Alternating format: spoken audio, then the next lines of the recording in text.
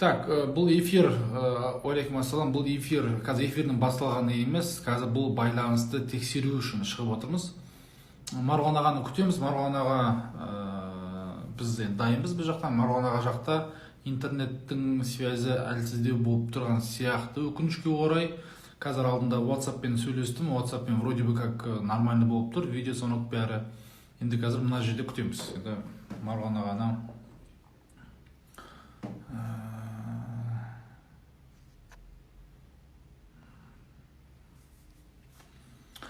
айтпақшыдай сіздерге жақсы жаңалығым бар.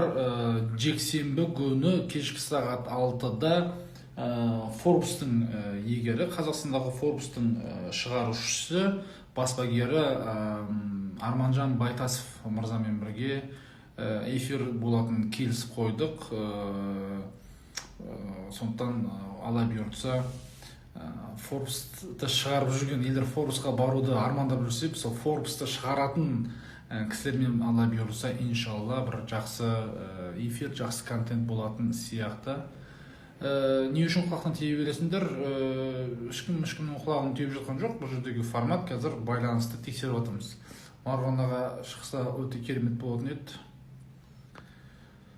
Так, Марғұлан аға жақтан проблема жоқ, өйткені ол кісі дайын отыр, сақадай сай. Ал бірақ интернеттің күшіне біз қарауымыз керек. Егер Марғұлан аға комментария жазатын болса, онда маған айтып қойсаңыздар, мен де ол кісіні қосамын.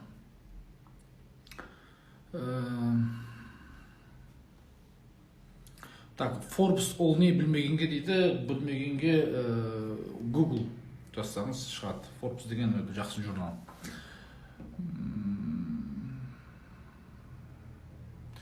Так, қазір Марғұлан ағамды күтіп отырмыз. Марғұлан аға бізге максимально бастаймыз. Қазір көреміз, иншалла. Қайта қайталайын, біз жақтан проблема жоқ. Марғұлан аға да сақадай сай дайын отыр. Единственный бұл қазір сеттің нашарлығынан проблема болуы мүмкін. Арманжан Байтасовпен қазақша болмайды, Арманжан Байтасовпен орыс тілінде болады, өйткені ол кісі орыс тілінде сөйлейді.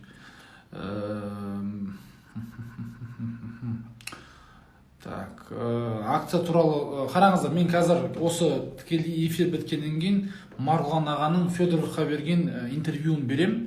Өте жақсы интервью жасаған, соны қарап шықсаңыздар болады, 45 минут туралы. Прям сол жерде бүкіл вопросты жақсы болды, күнде керемет информацияды алып отырғанымызға рахмет, бәрімізге рахмет. Енді бізді қолымыздан келгеніміз осы.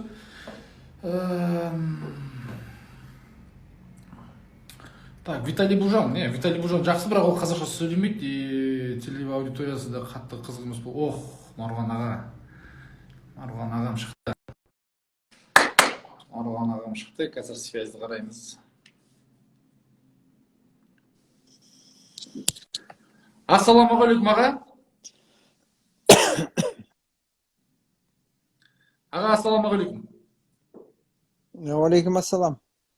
Бүгінгі эфирімізге қош келдіңіз. Связь жақсы, маған жақсы естіліп тұр. Сізге қалай естіліп тұр? Маған енді бұлай үзіліспен естіліп тұр, бұлай онша емес. Мына жерде мен Балқашта жүрмін ғой, сондықтан бұл жердің интернеті онша дұрыс істемейді. Енді оған айып етпейсіз. Сізге дұрыс емес естілгенде проблема жоқ, өйткені біз сізді тыңдауға келдік аға. Сондықтан қатты проблема жоқ, біз сізді естісек болды. Мен даусым естіліп тұр ма сіздерге? Сіздің даусыңыз әдейі естіліп тұр, маған естіліп тұр. Тамаша онда. Марғұлан аға, мен бүгінгі тікелей эфирге келіскеніңізге біріншіден мыңда бір алғыс айтқым келеді. Өте бізге керекті мағлұмат. Так, сұрақ мынау аға. Сіз кәсіпкерлікпен айналып жүргеніңізге енді 30 жылдың айналасы болды, талай кризисті көрдіңіз. Енді сіздің осы кризистен шығудың сіздің тәжірибеңізден бөліскіміз келеді. Сіздің тәжірибеңіз бізге қызық болып жатыр. Жалпы кризис келе жатыр ма? Бірінші сұрақ. Екінші, сол кризистен біз қалай шықсақ болады? Кіші кәсіпкерлерге өткенде Федоровтың интервьюін көріп шықтым. Керемет шыққан екен, бірақ олар үлкен кәсіпкерлерге, ал біз кішігірім кәсіпкерлерге біз не істеуіміз керек деген сұраққа жауап алғымыз келеді аға.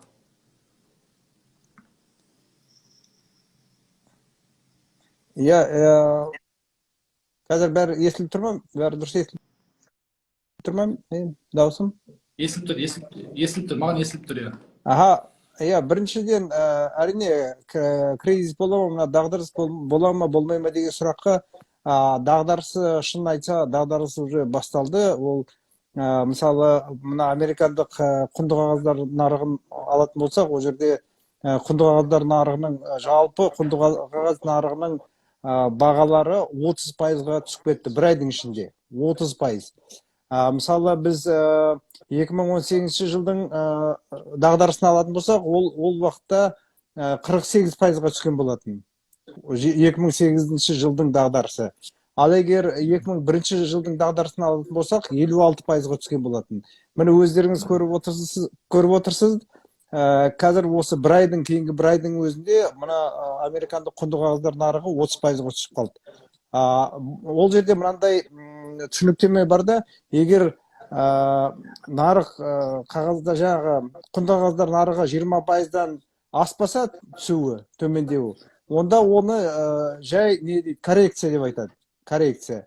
Ал 20%-дан асып түссе, оның аты кризис деп айтады. Сондықтан мына дағдарыс кризиске оның ішіне біз анық кірдік. Менің бойынша қағаздар нарығы әлде түседі, одан сайын түседі деп ойлаймын, алда әлі біраз уақыт. Өйткені мынау коронавирустың себептерінен экономикаларға өте үлкен әсер болып жатыр. Өйткені транспорт жүйесі, туризм жүйесі, көптеген салалар жұмысын істей алмай жатыр. Мұнай тұтынуы төмендеп кетті, көптеген өндірістер жұмыстарын істей алмай жатыр. Сондықтан менің ойымша біз қазір емес, кейін болса да бәрібір осы жылдың ішінде болатын үлкен дағдарыстың алдында тұрмыз. Ол дағдарыс болып жатқаны ол айдай анық маған қазір. Енді аға, бұдан сіздің енді YouTube каналдарыңызды қарап отырамын, тұрақты көрерменімін. Енді сіз көбінесе ол жерде саяси жүйенің жөнделу керек екеніне, енді осыған көп басымдылық бересіз, енді оны біз түсініп отырмыз. Бірақ біз сияқты кішігірім кәсіпкерлер осы дағдарыстан қалай шығу керек? Осыған бір ойыңыз бізге қызық болып тұр. Енді кішкентай және орташа кәсіпкерлерге біріншіден әрине мына қарыз жағын байқау керек. Егер қарыздарың болса, әсіресе валюталық қарыздарың болса, онда жылдам түрде жабу керек ондай қарыздарды. Өйткені осындай дағдарыстар кезінде бірінші не болады? Мысалы, классикалық дағдарысты алатын болсақ, бірінші мына американдық құнды қағаздар нарығы түсетті. Сол американдық компаниялардың құнды қағаздары түскеннен кейін ол компаниялар жаңа инвестиция тарта алмайды өздеріне. Инвестиция тарта алмағаннан кейін олар әрі қарай өздерін дамыта алмайды да, жаңағы нарық кішірейген сайын олардың жаңағы шикізатқа деген сұранысы түседі. Ал енді біздің экономикамыз шикізатқа өте тәуелді екенін білесіздер. Сондықтан шикізатқа деген баға түссе, онда мұнай бағасы да, мыс бағасы да, хром бағасы да бәрі де төмен түседі. Онда біздің бюджетімізге ақша келмей, теңгеміз құлдырап, девальвацияға кетіп қалады. Ал девальвация деген ол біздің елдегі барлық адамдардың қалтасына қол сұғу деген сөз. Барлығымыз кедейлеп қаламыз. Үлкен бизнесмен болсын, кіші бизнесмен болсын, орташа бизнесмен болсын, әр бизнесменнің пәрмені әжептәуір несі түсіп қалады. Сондықтан бұл жерде егер валюталық кредиттарың болса, әрине ол өте қатты, сендерге өте үлкен қатты соққы болады. Сондықтан валюталық кредиттен айырылғандарың жөн болады. Егер теңгелік кредиттерің болса, пайызы 12%-дан артық болмаса, онда ондай кредитті жаппай ұстай тұрған дұрыс. Өйткені девальвация ондай кредиттерді жеп қояды. Сондықтан кредитті жабуға асықпаңыздар. Оның үстіне қазір мынау үкімет осы карантинді пайдаланып сендерге не берді ғой? Жеңілдету, уақытша төлемеу, несиелерді қайтармау уақытша бір жеңілдік берді ғой. Соны пайдаланыңыздар. Сол карантинде жатып кредитті жаппай қойыңыздар, егер пайыздарыңыз төмен болса. Енді осы уақытта мынау төтенше жағдай енгізгеннен кейін, бұл төтенше жағдайдың бір заңды формасы, ол форс-мажор дейді. Форс-мажор деген осындай уақыттарда банкілерге жаңа пайыз емес штраф пеняларын төлемесеңдер болады, ол заңды түрде рұқсат берілген ондайларды төлемеуге. Сондықтан қам жемеңіздер, егер ондай несиелерің болса. Ал енді несиелерің 15%-дан жоғары болса, онда әрине ондай несиелерді азайтқан дұрыс деп ойлаймын. Ол бірінші шара, қарыз нету шарасы. Екінші шара, сұранысқа қараңыздар. Егер сіздің өніміңізге сұраныс түссе, күрт түсіп кетсе, мысалы, егер туризм саласында жұмыс істесеңіздер, не ресторан саласында, кафе саласында жұмыс істесеңіздер, онда менің ойымша неғұрлым тез жабылу керек. Жабылып, жұмыскерлерді демалысқа жіберу керек, отпуск без содержания дейді, немесе жұмыскерлермен келісіп 50% жасау керек, 50% жалақысын төлеп, жалақысын төмендетілген жалақымен несіне демалысына жіберу керек. Неғұрлым тез жабылсаңыз, соғұрлым жақсы, өйткені шығындарды тоқтатасыңдар. Егер сіздің кірістеріңіз болмай жатса, онда шығындарды тезірек тоқтату керек. Бұл жерде мына дағдарыспен күресу амалы мынау жарақаттанған адамның денсаулығына күресу сияқты ғой. Егер бір жеріңіз жарақаттанып, бір жерінен қан ағып тұрса, қан деген қаражат деп отырмыз ғой. Сол қан ағып тұрған жерде бірінші қанды тоқтату керек. Ол ең бірінші. Сондықтан шығынды тоқтату керек. Қандай шығын болса да, ешқандай үміттенбеңіздер, тезірек жаңағы компанияларыңды жауып, тоқтатып, бір ай, 2 ай ма, сондай уақытқа дейін әбден жан-жақта қарап отырасыңдар ғой, басқа бизнестер көтерілмейінше ашылмаңыздар. Сондықтан одан да шығын жинағаннан гөрі, одан да тоқтап тұрған дұрыс. Өйткені бәрібір осындай төтенше жағдай уақытында сендер мына жалдың төлемеулеріңе болады. Мысалы, көптеген мегаларың, достық плазаларыңда тоқтатты ғой деймін, жал төлемдерін, арендный платасын алмайтын деп жариялады ғой деймін, сол мегасын білем әйтеуір. Сондықтан неғұрлым тезірек жабылған дұрыс. Егер бір жолата сұраныстың төмендеп кеткенін көріп отырсаңыздар, егер пайдаларыңыз шығынға кетіп бара жатса, онда тезірек тоқтатыңыздар жұмыстарыңызды. Оны тоқтатқаннан кейін, екінші келесі істейтін қадам, ол асықпай ойланыңыздар. Осындай дағдарыс кезінде қандай салалар жақсы өседі. Өйткені дағдарыс болғанда барлық салалар бірдей құлап кетпейді. Кейбір салалар өседі.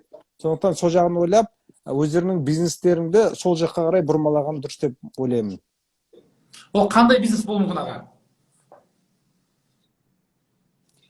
Енді бірінші барлық медицина саласына жақын бизнестер ғой. Мынау жаңағы маска тігу деп отырмыз, жаңа неше түрлі витамин шығару, бат шығару, сосын жаңағы нелер арабалы, жаңағы сондай нәрселер шығару ғой. Сосын мына продуктілерді, тамақтарды үйлерге жеткізу, оларға қатысты IT технологиялар, сосын мектептердің, университеттердің дистанциондық оқыту тәсілдері мен IT құралдары, сондай лекциялар, онлайн лекциялар, сондайлар. Неғұрлым көбірек онлайнға кету керек қой. Онлайнның бір жақсы жері, ол жерде көп адам ұстамайсыздар да, бірақ ары қарай өздерінің өнімдеріңді сатуға мүмкіндіктерің болады дегенім ғой. Мысалы, мен қазір кейбір компанияларда өзімнің компанияларымды байқап отырмын. Бұрын мысалы тамақ өндіру компаниялары көбісі дистрибьютор ұстайтын. Қазір дистрибьюторлар оптовиктердің сандарын қысқартып жатыр да, жаңағы IT технология көшіп жатыр олар. Мысалы, тағы бір компания бар, ол мысалы немен айналысады? Ақша төлеммен, налға қарсы күреседі. Мысалы, бұрын қиын болатын, ал қазіргі уақытта көп адамдар налмен төлегісі келмейді, нақты ақшамен төлегісі келмейді, онлайн төлемге көшті мысалы. Ондай компанияларға жақсы қазір. Ал мысалы, менде Тикетон деген компания бар, ол жаңағы барлық ойын-сауық, кино, сондай нелерге билет сататын компания. 80%-ға дейін, нарықтың 80%-ына дейін ұстайды. мысалы қазіргі күні оның ешқандай жұмысы болмай қалды. Ал енді біз ойланып келгенде қазір оны не істейін деп отырмыз. Мысалы мына Мегаго, IVR деген жаңағы онлайн не бар ғой, телевидение, теледидарлар. Солармен келісіп, солардың дистрибьюторы болуға тырысып жатырмыз. Өйткені мысалы карантин қанша уақыт болатынын білмейміз ғой. Соған дайындалу керек та. Мен айттым, сендер офлайн билетті сатып үйрендіңдер. Енді онлайн қызығушылық жаңағы бағдарламаларды сатуға үйреніңдер деп, олар соған ақырын көшіп жатыр. Өйткені бұндай жағдайларда бір өте маңызды нәрсе, сендер өздерінің тұтынушыларыңмен байланысты жоғалтпауларыңыз керек.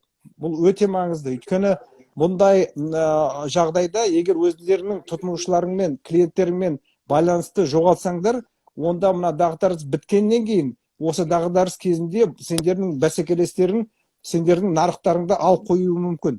Өйткені біз біріншіден бизнесмендер не үшін күресеміз?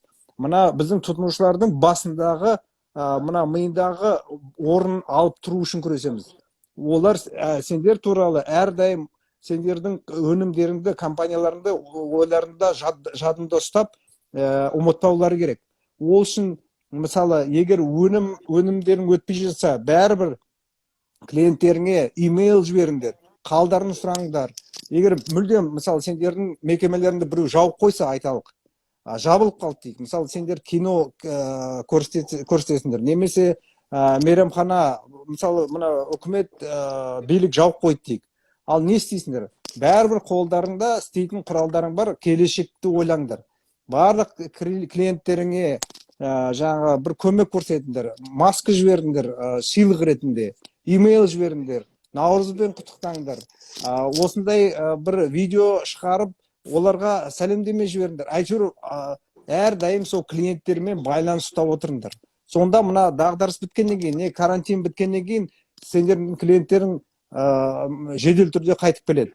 Оның үстіне сендер оны сапалы түрде, байланысты сапалы түрде жасасаңдар, сендер жаңа клиенттерге ие боласыңдар. Өйткені осындай жағдайда көп компаниялар өздерінің клиенттерімен байланысын жоғалтады. Міне сол мүмкіндікті қолданып, сендердің бәсекелес компаниялардың клиенттеріне тікелей шығыңдар.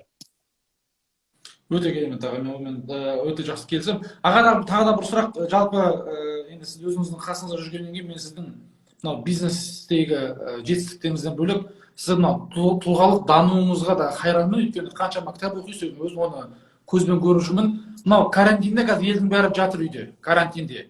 Жалпы карантинде біз кәсіпкерлер өз-өзін қалай дамыту керек? Бұны мен мүмкіндік ретінде қалай қолданса болады? Ал енді мен өзім туралы айта кетейін. Мысалы, мен қанша өз-өзімді дамытып келе жатқанмен, барлық өзімнің істеген шаруаларымды тиянақты, мұқият істеп жүргенмен, мұнтаздай қылып ұстап тұрғанмен, бәрібір көптеген күнделікті жұмыста, күнделікті өмірде көптеген шаруалар ұмытылып кетеді. Майда шүйда шаруалар ұмытылып кетеді, жасалмай кетеді, терең зерттелмей кетеді. Сонда мен мысалы біріншіден неден бастадым? Өзімнің мынау Notes деген қосымша бар емес пе айфонда, заметки деген. Соның ішінде жиналған көптеген ойларымды тәртіпке келтірдім. Оқу керек деген кітаптарымды тізімге қойып оқып жатырмын. Көру керек деген киноларымды көріп жатырмын, бірінен соң бірін. Барлық ойларымды түгендеп, тазалап, сол бірінші 2 күнімді сол өзімнің блокнотымды тазалауға жұмсадым. Сосын мысалы мынау өзімнің күнімді реттеу үшін қолданылатын қосымшаларды 2-3 қосымша болған, онда жүктеп қойғам. Соны зерттеп, қайсы жақсы, қайсы дұрыс, қайсы бұрыс екенін соны өзіме анықтап, қайсының қандай артықшылығы бар, соны өзіме тағы да түсініп алдым. Ол екінші жағдай. Үшінші, имейліме кіріп, имейлімді түгел тазалап, дұрыстап алдым.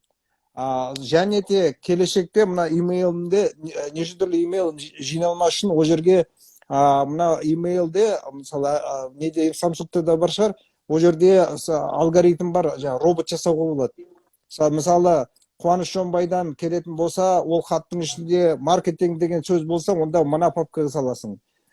Егер Қуаныш Жонбайдан келсе, ол жерде тағы бірдеңе деген сөз болса, мысалы ресторан деген сөз болса, мына папкаға саласың деген өзі робот бар ішінде. Соны жасап аласың да, сонда өмірлерің қалпына келгенде қайта имейлді тазаламайсыңдар. Сендердің роботтарың көмекші болып істейді. Ол робот болғанда өздерің кәдімгі не жасайсыңдар, программирование жасайсыңдар. Оп оңай, оған қиын емес.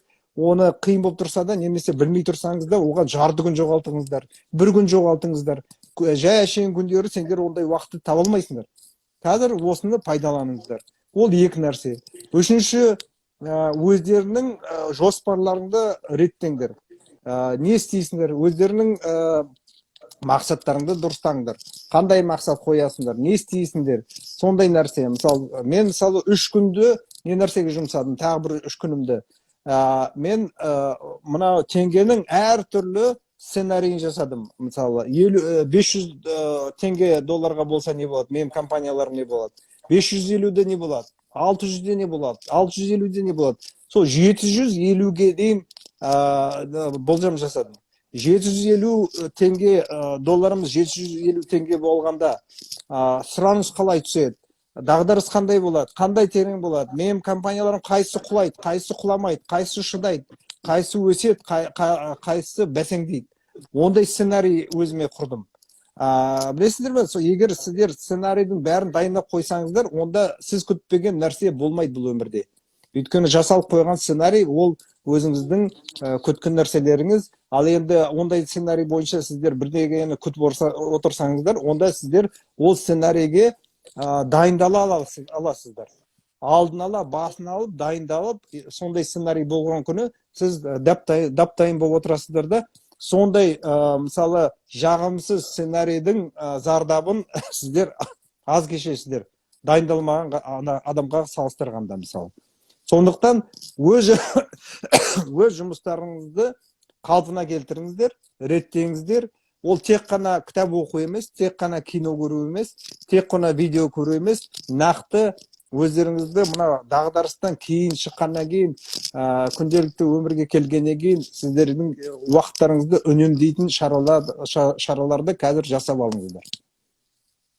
Тағы да бір сұрақ қойғым келіп отыр. Жалпы сізде осы өзіңізді баяғыда маған бір айтып бергенсіз, 2009 жылғы кризисте МТС жаңағы Сбербанктың акцияларымен 6 айда плюс $1,2 миллион таптым деп Федорсында интервьюда айттыңыз. Жалпы бұл мүмкіндіктер тану ғой. Жалпы сіз өзіңіздің жетістік формулаңыз айтасыз, жаңағы мүмкіндік, оған дайын бол деп. Жалпы мүмкіндіктер айтады ғой, кризис мүмкіндік деп айтып көп әңгімен жауыр шықты, бірақ мүмкіндіктерді қалай көрсе болады? Жалпы сіз қалай көресіз мүмкіндіктерді? Енді мүмкіндік деген ол ағын, өзеннің ағысы сияқты. Күнде ағып, әр адамға бірдей мүмкіндік келіп отырады. Өйткені мысалы мүмкіндіктер деген ол күн сияқты. Күн әр адамға бірдей өз шуағын шашады. Сол сияқты мүмкіндіктер әр адамға бірдей. Бірақ ол қай адам мүмкіндіктерден қандай пайда ала алатынын ол адамға байланысты. Сондықтан сендер біріншіден өздеріңнің дайындықтарыңды дұрыстауларың керек. Дайындық дегеніміз не? Ол білім, біріншіден. Білім деген, ол білім болғаннан кейін ол кітап, жаңағы видеоларың бар, ойлануларың бар, сондай. Ол білім. Екіншіден өздеріңнің қабілеттерің, санау білу, баланс оқу білу, сондай енді бизнесті білу, маркетингті білу, сол сияқтылар ғой. Ол қабілеттерің. Үшінші, ол сендердің, мен бұлай деп айтам да, әлеуметтік инфраструктураларың, әлеуметтік инфрақұрылымдарың. Ол дегеніңіз ол байланыс, связь дейді ғой, связь, байланыс, нетворкинг, достарың, банкир достарың, бизнесмен достарың, тұтынушы достарың, поставщиктер достарың, неше түрлі сондай достар. Өйткені мүмкіндіктерінің барлығы адам арқылы келеді. Мүмкіндіктер олар желмен немен келмейді ғой. Желдің екпінімен келмейді, ол адамнан келеді, адамның аузынан естіліп келеді. Сондықтан осы үш нәрсені кем дегенде үш нәрсе болуы. Төртінші, ол өз адамның дайындығы, мысалы өзі денесінің емес, мен айтамын, ресурстарының дайындығы. ресурс дегенimiz ол ақшасы болу керек, қаражаты болу керек, ол уақыты болу керек, энергиясы болу керек адамның сол мүмкіндікті пайдалануға. Мысалы біреу Ресейден мүмкіндік көре алады, бірақ барғысы келмейді, оған энергиясы жоқ, не уақыты жоқ. Біреулер мысалы мүмкіндікті көреді, ақшасы жоқ.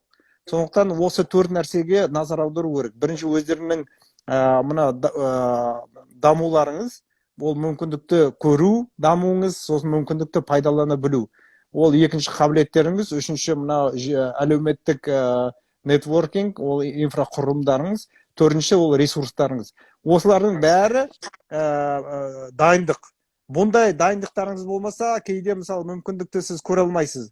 Кейбір адамдар мүмкіндікті көреді, бірақ қолдана алмайды. Біреулер мүмкіндікті көреді, бірақ қолдануға, ондан пайдасын шығаруға қабілеті жетпейді, не түсінігі жетпейді. Біреулерде бәрі де бар, бірақ ресурстар жетпейді. Біреулерде ресурста бар, бәрі де бар, бірақ таныстар жоқ. Солардың бәрін дайындау керек. Сондықтан ғой мен айтып жатқаным, ол жетістік дегеніміз ол мүмкіндікпен адамның дайындығы кездескен кезде ғана болатын нәрсе. Марғұлан аға, как обычно, өте бір дельный совет айтып жатырсыз. Аға, енді қазір мен сұрамаған, бірақ сіз айтқыңыз келетін жастарға, қазір жастарға демей ақ қойшы, маған айтып жүрген, ұрысып жүрген әңгімелеріңіз ғой. Қандай нәрсе бар қазір мынау неге байланысты, осы кризиске байланысты? Өзіңіздің бауырыңызға не деп айтатын едіңіз? Түсінбей қалдым, анау байланыс нашар болды да ести алмай қалдым. Айтам да, қазір мен сұрамаған, бірақ егер өзіңіздің бауырыңыз болса маған, қандай нәрсе айтатын едіңіз осы кризиске байланысты? Мен не істеуім керек деп? Ал енді кризис дегеніміз, ол мысалы енді өзің жаңа айтып кеткендей, ол мүмкіндік деп көп айтып кетті, бірақ кризис кез келген дағдарыстың өзінің физикасы болады. Дағдарыстың бастапқы кезеңінде ол мүмкіндік емес, кризистің бастапқы кезеңінде ол қауіп.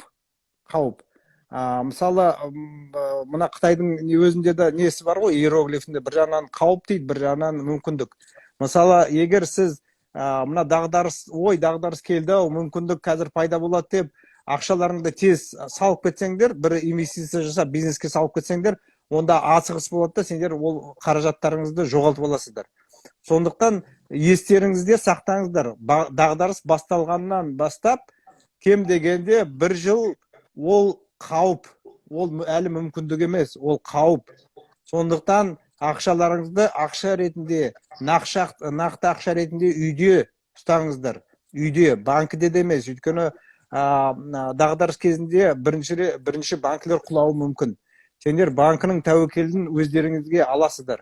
Бірақ не үйде ұстаңыздар, не ақшаларың көбірек болса, онда бір мықты банкілерде ұстаңыздар. Ол банкіде ұстағанның өзінде валютамен ұстаңыздар. Өйткені бұндай жағдайда өзіңіз көріп отырсыз ғой, теңгеге ешқандай сенім жоқ.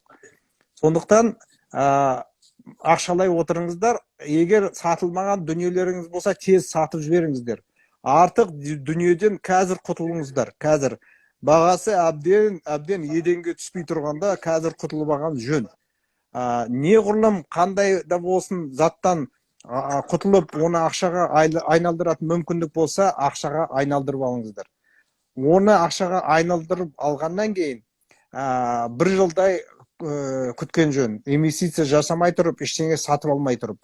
Ол бір нәрсе. Екінші нәрсе, егер бірдеңе сатып алам деген күннің өзінде өздеріңе мына келешекте, әсіресе жақын келешекте шығын әкелмейтін нәрсені сатып алыңдар. Мысалы, мына көлік сатып алу дегенді, жаңа пәтер сатып алу дегенді ол қойыңдар, оны ұмыту керек мүлдем. Бұндай жағдайда, өйткені олар сендерге тек қана шығын әкеледі жақын арада.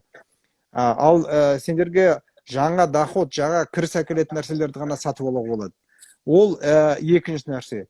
Үшінші нәрсе, егер мысалы компанияларың жабылып қалса, жұмыс істемей қалса, онда оны құлыптаңдар да уақытша басқа бір компанияларға мынау наемный жұмыскер ретінде жұмыс істей беріңдер. Немесе фрилансер ретінде жұмыс істеулеріңе де болады.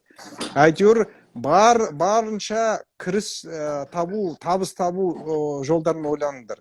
Сол өте маңызды. Өйткені егер сендер қазір мынаны бәрін ақшаға айырбастап, ақшаны ұстап, жаңа табыс көздерін таппасаңдар, онда бәрібір біраз уақыттан кейін табыстарың, ақшаларың бітеді ғой. Ол бітпей тұрып жаңа табыс көзін табуларыңыз керек. Сондықтан мына кризис уақытында егер сіз кішкентай бизнестеріңіз болса, ол жүрмей жатса, оны жауып тастаңыздар да басқа үлкен ірі компанияларға барып, жұмысқа орналасып, жұмыс істеңіздер. Өте керемет аға.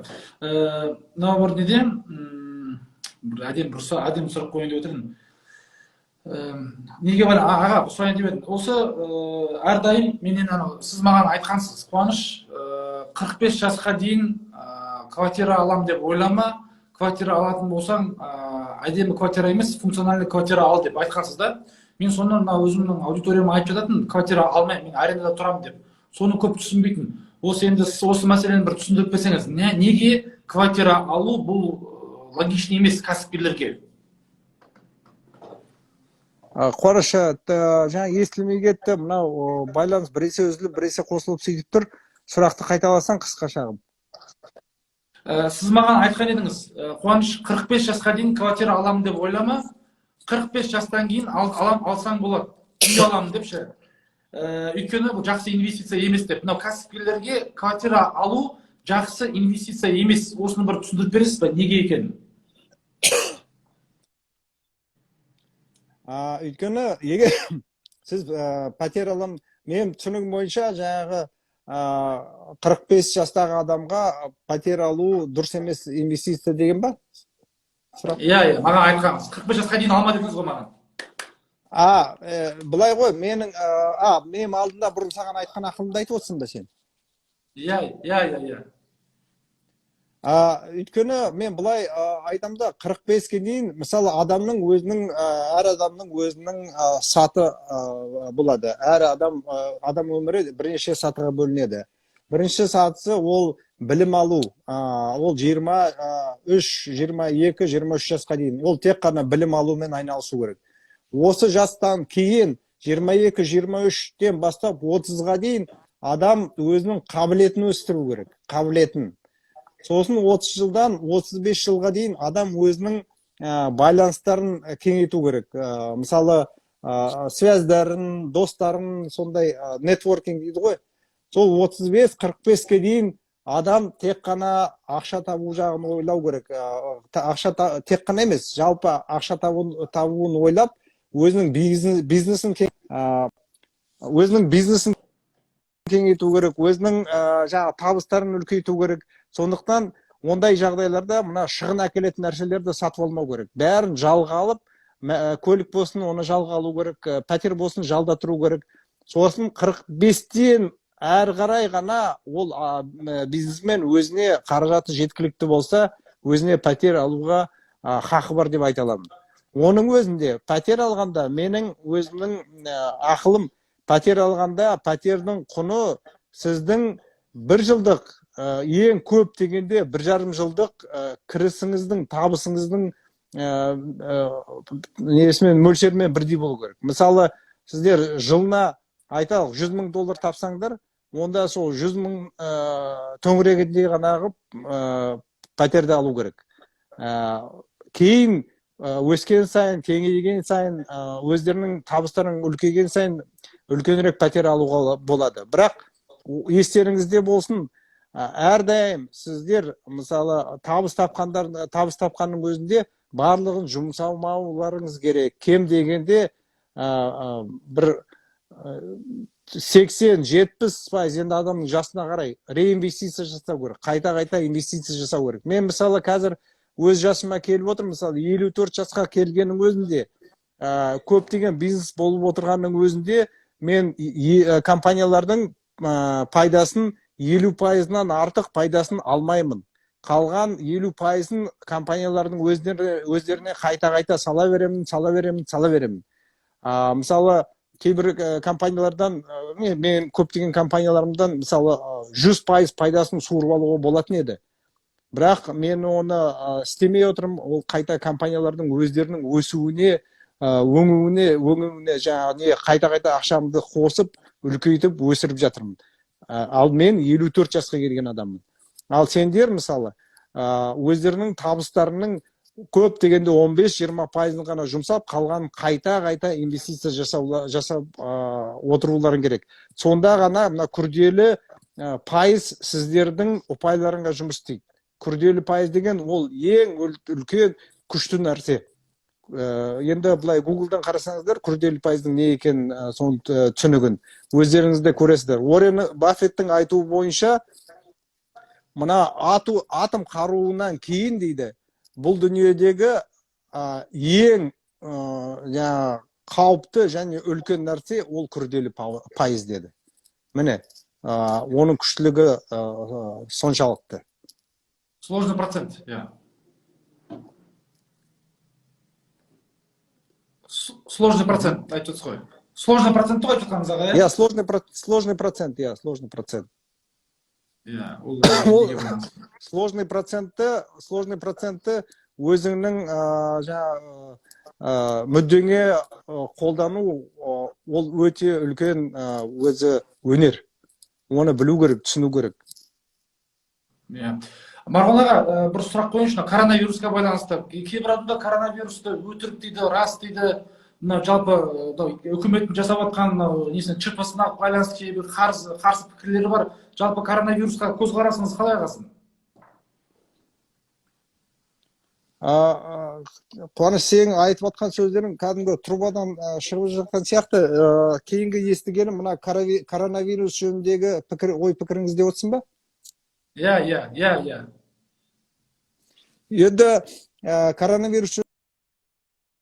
коронавирус жөнінде өзім көптеген постларды жазып жүрмін ғой. Бүгін инфографиканы да шығардым, жарияладым. Коронавирус індеті, оның ішінде көптеген оның ішінде 3 қауіп бар. Бірінші қауіп ол коронавирус індеті, ол тез басқа адамдарға тез жұғатын нәрсе. Оның коронавирустың индексі мысалы 2-7, индексі 2-7, ол 2-7 дегеніміз әрбір 5 күн сайын ондай адам 3 адамға өзінің ауруын, індетін жұқтырады деген сөз. Ал енді ондай нені қарасаңдар, математиканы, мынау коронавирус індеті, мына күрделі пайызды әбден қолданып жүрген вирус. Сондықтан ең тиімді коронавируске, ең тиімді күресудің ең тиімді әдісі ол изоляция. Изоляция ешкіммен араласпау, ешкіммен қатынаспау, ешкіммен кездеспеу. Ол қысқа мерзімге жарайтын нәрсе, 1,5 ай, 1 айдың ішінде. Сонда мысалы Қытайдағыдай қазір коронавирус індеті кете бастайды. Ал енді екінші жаман нәрсесі, егер біз ондай сақтанбасақ, онда коронавирус жұққан адамдардың саны көбейеді, біздің денсаулық сақтау жүйеміз емдей алмай қалады. Оған мынау өкпеге оттегін қамтамасыз ететін аппараттың, құралдардың саны жетпей қалады. Өйткені мына коронавирустың бір жаманы, мына өкпе бітеліп қалатын көрінеді. Сондықтан ол үшін өкпеге оттегін жіберу керек. Мысалы, біздің денсаулық сақтау жүйеміз оған дағдыланбаған, оған мүмкіндігі мұршасы жоқ. Сондықтан мына биліктің қорқыватқан себебі сол. Егер көп адам бірден коронавирус індетімен ауырып қалса, онда денсаулық сақтау жүйесі мүлдем коллапс, дағдарысқа түсіп, ешкімді емдей алмай қалады. Ол екінші нәрсе. Үшінші нәрсе, ол коронавируске қарсы әлі ешқандай дәрі жоқ. Дәрі жоқ.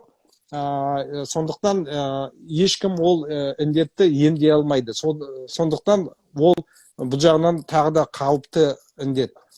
Ал енді қазір 9 елдерде жаңа дәрілер ойлап тауып шығарып жатыр деген мәліметтер келіп отыр.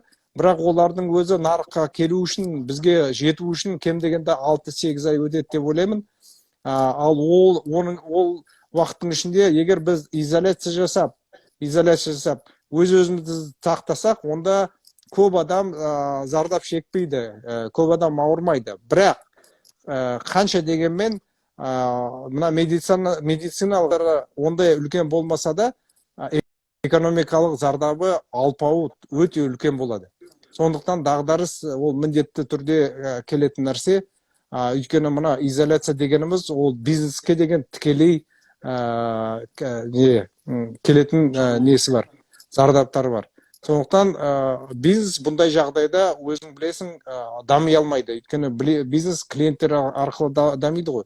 Адамдар неғұрлым көп жүреді, неғұрлым көп тамақ ішеді, соғұрлым бизнесте өседі. Ал енді мынандай карантин уақытында адамдар көп тұтынбайды, көп нәрсені сатып алмайды. Сондықтан ақша айналымы бәсеңдеп қалады. Ақша айналымы бәсеңдеген сайын экономика дұрыс жұмыс істей алмай, адамдар ақша таба алмай, жалпы экономика көп қаражат жоғалтады.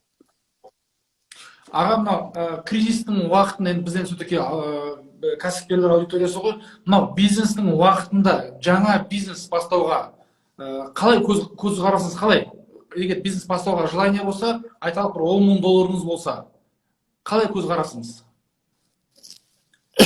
Мен жаңа айтып кеткендей, кризистің бастапқы кезінде ол мүмкіндік емес, ол қауіп. Сондықтан кризис басталғаннан кейін инвестиция жасауға, жаңа бизнес ашуға асықпаңыздар. Өйткені бұл жерде былай ғой, барлығы құлап бара жатқанда, мысалы мына орыстарда мынандай, орысшасы енді ағылшындарда мынандай мақал бар да, мына отлив бар ғой, мына теңіздің келуі, кетуі, су көтерілуі, төмендеуі. Су төмендегенді дейді, барлық қайықтар төмендейді. Ол тиімді жаңа қайықтар бар, ескі қайық болсын, үлкен қайық болсын, кіші қайық болсын, үлкен мүлдем алпауыт кеме болсын, бәрібір төмендейді, бәрі төменге түседі. Сондықтан ондай жағдайда сіз күресе алмайсыз.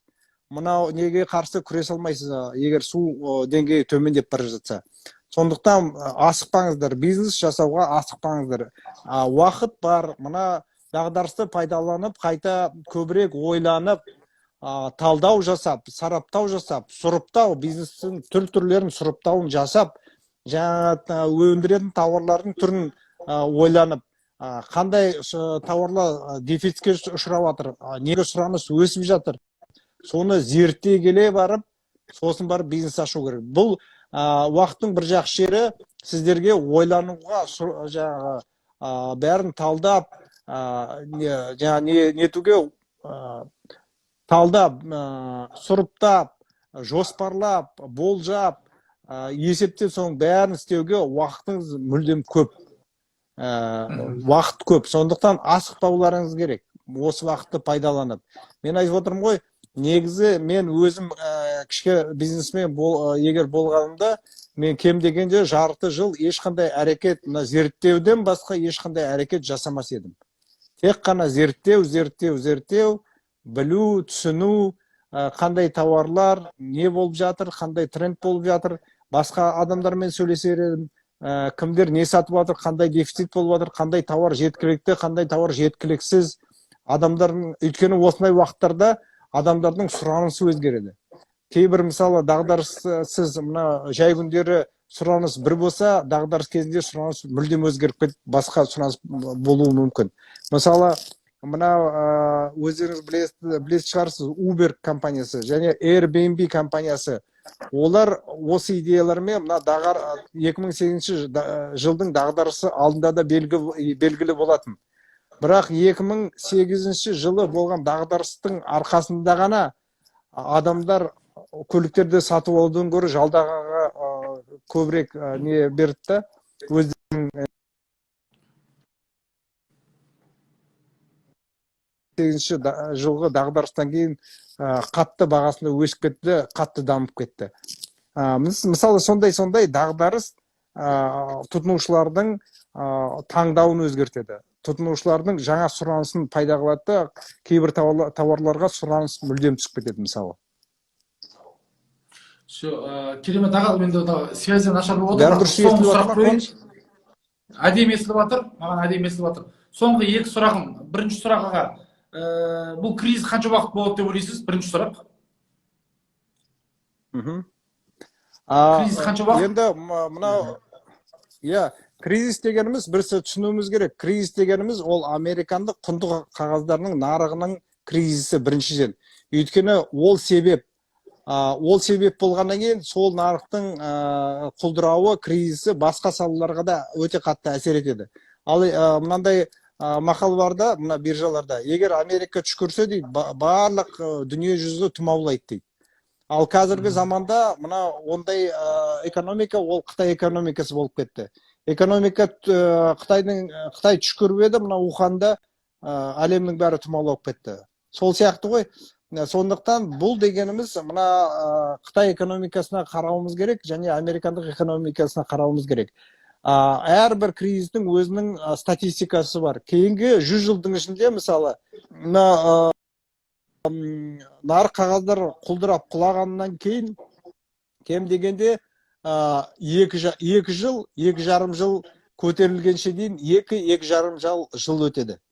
Сондықтан, мысалы, нарық 7 жылдан 10 жылға дейін өсетін болса, 2 жыл мына құлау үдерісі 2,5 жыл болады. Мысалы, мына кейінгі дағдарысты алатын болсақ, 2008-2008 жылы. Кейінгі дағдарыстан біз 10 жылдан, енді почти 10 жыл ғой, 10 жыл өтіп кетті. 7 жыл емес, 10 жыл өтіп кетті.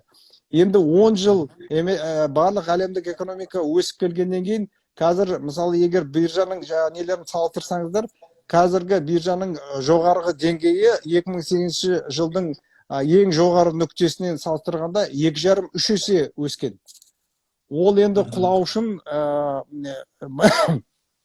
кем дегенде 2,5-3 жыл өтеді. Әбден түбіне дейін құлағанша дейін. Сондықтан менің ойымша 2,5 жылға дайындалыңыздар. Бұл статистика, бұл менің жобалауым емес. Бұл 100 жылдық статистика.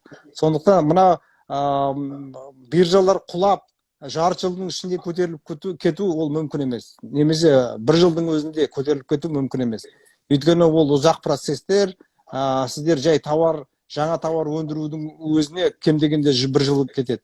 Ал қанша компаниялар құлап жатыр, қанша нарықтар құлап жатыр, олардың барлығы орнына, қалпына келу үшін кем дегенде 2,5 жыл кетеді. Сондықтан дағдарыс 2,5 жыл болады деп есептеймін. Ағамда қазір Трамп бүкіл американецтерге почти $1 триллион таратып отыр да. Вроде бы как бы нарық активный болатын сияқты. Бұның қаншалықты пайдасы болады деп ойлайсыз жалпы? Енді бұл жерде былай ғой, Трамп қанша ақша таратқанмен, бәрібір ол 1 триллионның ол ештеңе емес. Мына Американың сыртқы қарыздары 20 триллионға жақындап қалды. Сондықтан ол 1 триллион деген ол ештеңе емес. Ал енді құнды қағаздар нарығын алатын болсақ, ол бәленбай триллион доллар. Оның ішінде 1 триллион тағы да ештеңе емес. Сондықтан қазір мынандай термин бар да, мына ағылшын нелерінде, ақпараттарында bubble of everything дейді. Bubble of everything дегеніміз ол барлық дүниенің бағаларының қалай еді, енді ақылсыз өсуі ма, сондай ғой енді. Пузыр, барлық қай жерде қай салада болса да пузыр болып тұр. Қай салада болса да. Ал енді өздерің білесіңдер, 2008 жылдан кейін американдық ФРС қанша триллиондаған доллар құйды, соның өзінде тоқтата алмады ғой. Ал қазіргі болатын дағдарыс одан да артық болады. Сондықтан 1 триллион ол деген ештеңе емес. Әрине, мына уақытша кеше биржалары мысалы 6-7%-ға өсті. Әрине ол уақытша әсер етеді, бірақ ол менің ойымша ол ақша, ол қаражат жай зая кетеді. Әрине кейбір мысалы өздерінің тұрғындарына, өздерінің азаматтарына мына үкімет көмек көрсету ретінде ақшаларын таратса, мысалы Трамптың бір ұсынысы $1,000 беру керек әрбір ақш азаматына деп. Ол дұрыс шешім деп ойлаймын. Осындай жағдайда қарапайым халыққа көмектесу керек. Өйткені егер қарапайым халықтың жағдайы нашарлап кетсе, ол біз барлығымыздың тұтынушыларымыз. Егер тұтынушы ақшасыз халық бизнесті өсіп өнбейді. Сондықтан бизнеске көмектескеннен гөрі тұтынушыларға көмектескен өте дұрыс шара деп ойлаймын. Осындай уақыттарда, мысалы қазір карантинде Алматы, Астанада қамалып отырған миллиондаған адам отыр, оның ішінде жұмыссыз, табыссыз отырған қанша еркектер отыр. Бір жарым айдан артық оларды қамап ұстап отырса билік, онда еркектер көшеге шығады. Ол ешқандай карантиндеріңе де қарамайды. Ол ешқандай сендердің нелеріңе де қарамайды, запреттерге қарамайды. Көшеге шығады. Өйткені табыс керек, табыс көзі керек, өйткені жұмыс керек. Ер адам жұмыссыз үйде көп отыра алмайды. Сондықтан менің ойымша, мына дағдарыстан дұрыс шығудың жолының бірі ол мына карантиннің құрбаны, мәжбүр құрбаны болып отырған адамдарға табыс көзін табу, сол жағын ойластыру керек деп ойлаймын, мына біздің үкіметке. Аға, енді айтқандай, үкіметтің жұмысы енді оны өздері қарайды. Біз қарапайым адам ретінде, өйткені мынау қазір 2600 адам болса, оның артында бір тағдыр бар, артында бір өмір бар, артында бір семья бар ғой. Тағы да бір сұрақ қойғым келіп отыр, аға. Сіз бағана айттыңыз, 21 жасқа дейін білім алу керек, одан кейін қабілет, одан кейін ақша табу керек депші. Бірақ өкінішке орай сол уақытын өткізіп алған адамдарға, мысалы 35-тегі 40-тағы адамдарға не істеу керек деп ойлайсыз? Өйткені бейімделу керек қой, ол қалай бейімделу керек олар? Жаңа мен айтып өткен жастар, ол жай мысал ретінде, ол мысалы кейбір адамдар 20 жасында да қабілет жинайды, связь жинайды, байланыс жинайды. Ол мысал ретінде айталық 23 жасына дейін 75% білімге кету керек та, 25% қабілетке, сосын барып 50% қабілетке, 25% білімге, 25% байланысқа жұмсалу керек деген, ол условный нәрсе ғой, бірақ түсіну үшін. Ал енді адам 35-ке келсе де, бұл жерде қазақта айтады ғой, мынау өлімнен басқасының ешқандай несі жоқ деп, ертесі жоқ деп, кеші жоқ деп. Сондықтан қандай жасқа келсеңіз де, бизнес бастап кету ол кеш емес. Қандай жасқа келсеңіз де, ол бизнес адамның жасына қарамайды. Сондықтан мынау адам өз-өзін жетілдіру да, қандай салада болса да, білім саласында болсын, қабілет саласында болсын, мынау связь саласында, байланыс, ол кеш емес. Егер бизнес жасаймын деп өздерінің ынталарың дайын болып тұрса, онда бастап кетуге болады. Бірақ жаңағы мен айтып кеткенімдей, дағдарыстың бірінші кезеңінде өз ақшаларыңды салып, оны тәуекелге салмаған дұрыс. Ал бизнес бастап кету, ол мысалы қандай жас болсын, оған кеш емес. Жаңа мен айтып кеткенімдей, ол білімді жинаңдар, қабілетті жинаңдар, связьдарын жинаңдар, және өздерінің ресурстарыңды өте үнемдеп жұмсаңдар. Аға, уже 1 сағат болды. Сізден уәде еткен 1 сағатымды алдыңыз, бердіңіз. Рахмет, Алла разы болсын. Мына жақтағы мен қазір комментарийін ашайын, елдің сізге рахмет айтуға да мүмкіндігін берейік. Жалпы әңгіме ұнады ма, аға? Қалай болды? Рахмет. Әйтеуір мен айтылған сөздерімнің бәрі дыбысы дұрыс шықты ма?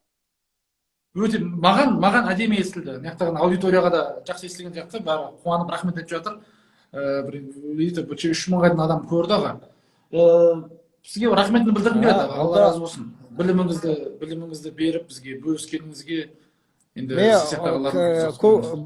Бәрінен көп уайымдаған нәрсем, ол дауысым естіліп жатыр ма, естілмей жатыр ма? Өйткені бұл жердегі байланыс біресе бар, біресе жоқ, сөйтіп нетіп тұр да, бұлай нетіп тұр, құбылып тұр, оны барлық айтқан сөзім естілді ме, естілмеді ме, соған қам жеп отырмын. Қалғаны енді саған да рахмет, көріп отырған адамдарға да рахмет. Енді осы мен айтқан ақылдарым көңілдеріңе түсіп, жаңағы одан бір пайда шығарсаңыздар, мен әбден қуанышты боламын. Сондықтан кездескенше рахмет. Рахмет, аға. Жақсы, аға. Рахмет, аға. Аға, сау болыңыз, аға.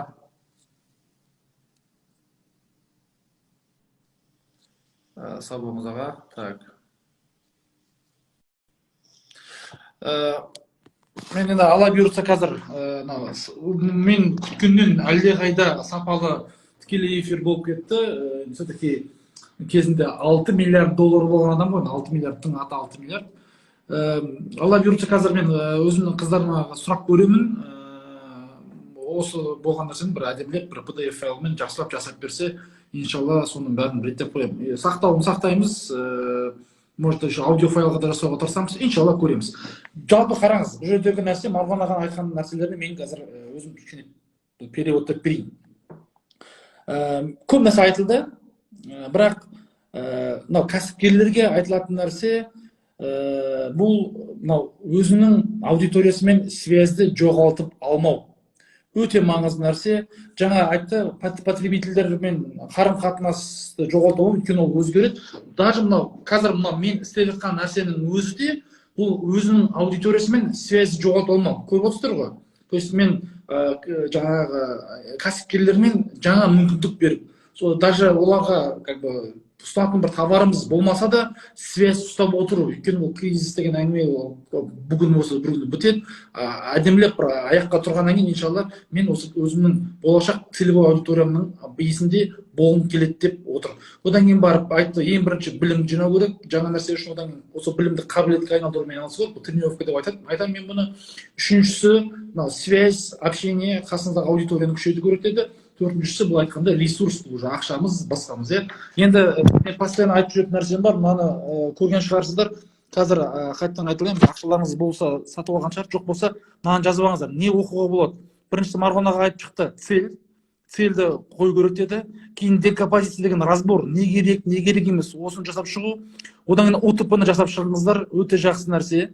Мынаны жасап шығыңыздар. Мынау ұсыныс деген нәрсені жасап шығыңыздар. Одан кейін барып мынау сайт, бана айтты Марғұлан аға, қалай почтаны жазуға болады деген сияқты.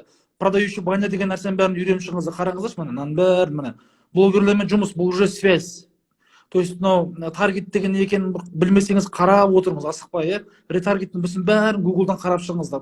Мыналардың бәрін скрин жасап алсаңыз да болады. Мынаның бәрін партнерская программа, предметная фотосессия, историяда қалай жасалады, скрипт продаж. Осылардың бәрін үйреніп алыңыздар. Сатып алған адам болсаңыздар, осылардың бәрін қазір қарап отырмай үйренсеңіздер болады. Бұның бәрі ешқандай да біз алдында бұны сатқанбыз, мен әлі де в принципе беріп жатырмыз. Ешкімге бұл енді тегін беруге жылайым жоқ, өйткені тегін берсең ешқандай пайдасы жоқ. Міне Нұржан мырзаға хабарлассаңыздар, в принципе 990 теңге тұрады бағасы. 990 теңге тұрады, оны сатып алсаңыз, в принципе, болады. Қараңыз, бизнес сатылымда тұратын 110 жыл, осылардың бәрін аккуратно алсаңыз болады. Міне. Мен и так тегін өте көп, мен талай жұмыс істеп жатырмын, сіздерде өздеріңіздің бір кішкентай 990 теңгеңізге ешқандай байып кетпеймін, бұл бірақ сіздің білімге деген инвестицияңыз. Все, алла бұйыртса көреміз, қазір көрем, сақталған болса, иншалла салуға тырысамын. Ақшаларыңыз жоқ болатын болса, ананың бәрін скринмен жасап алсаңыздар болады, ешқандай проблема жоқ. Нұржан мырзаға хабарлассаңыздар, Нұржан мырза сізге PDF файлмен береді. Одан кейін барып бизнес жоқ адамдар болатын болса, менің 5 мыңнан 25 мың теңгеден сатылған 5 сағаттық өте үлкен не бар? Өте үлкен 5 сағаттық тренингім бар. Соны да айтсаңыздар, сізге бонус береді. Бүкіл әңгімен бәрін в принципе, Нұржан мырзаға хабарлассаңыздар болады. Мынау бұл не үшін сатылымды арттыратын 110 жол. В принципе, осы. Так, оқымаған кітаптарыңызды оқып алу, жасамаған, айтты, пошталарыңызды оқып алу, жасап алу, көрмеген фильм, ұнаған фильмдеріңізді көріп алу, заметкадағы тұрған нәрселерді жасап алу. Мен қазір істеп жатқан нәрсем, ютубта, инстаграмда сохраненияда тұрған бүкіл видеолардың бәрін қарап шығып жатырмын. Бәрін реттеп отырмын. То есть сізде мынау карантин уақытын пайдалы қылып жасауға жұмсау. Өйткені айтқандай, қазір кім дайын болады, кім өзінің аудиториясымен. Одан кейін қараңызшы, сіз қазір өзіңіздің болашақ аудиторияңыз, немесе қазір өзінің целевой аудиторияңызға, сіздің клиенттеріңізге сіз бір мағлұмат беру үшін мағлұматтан басқа нәрсе жоқ. Өйткені бәріміз жатырмыз, бәріміз құлтақ болған, товар бере алмаймыз. Ал мағлұматты алу үшін бізде ол болу керек. Сондықтан жаңағы оқу деген кітаптарымыз бар. Менің құпия деген кітабымды алып қойғанымда бар. Оқымаған соны оқыңыздар. фильмдер бар, біздің студенттер бар, курстарды алып болған, сол курстарды қарап шығыңыздар. В принципе